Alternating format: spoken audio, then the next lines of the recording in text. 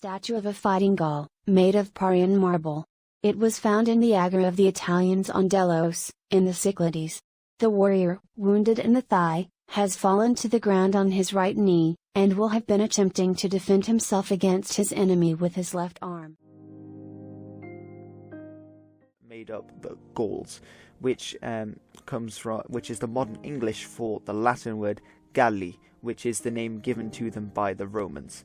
Now you can see straight away that my first point about the Gauls is involving the Romans, so I can't even say the name without referencing Julius Caesar, because he's the one that tells us this.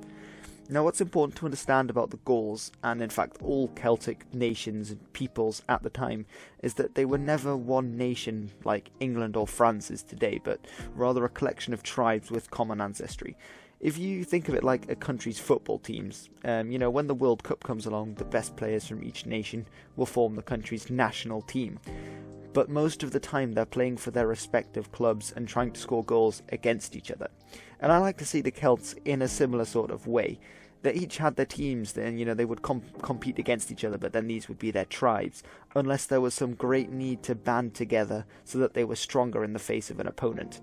For example, when Vercingetorix rose up against the Roman occupation of Gaul, most of the tribes put aside their differences, at least for a while, to fight off this new invader. So some Gallic tribes would be larger than others, and generally speaking, if a tribe was larger than another, it was more powerful.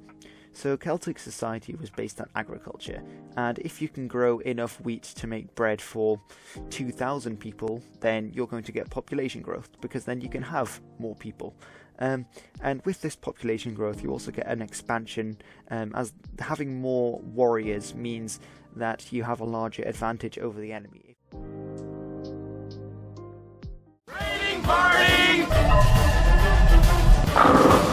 Nice throw!